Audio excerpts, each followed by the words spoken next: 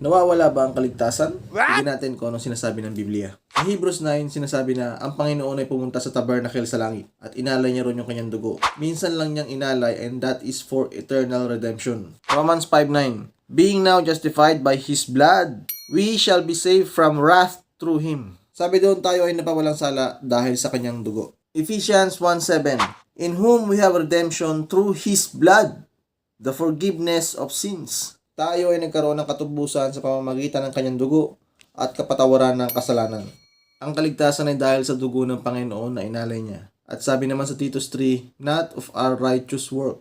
Ito, Colossians 2:13, and you, being dead in your sins and the uncircumcision of your flesh, hath He quickened together with Him, having forgiven you all trespasses. Forgiven all trespasses. Lahat ng pagsuway mo ay pinatawad. Pag sinabing all, past, present, future.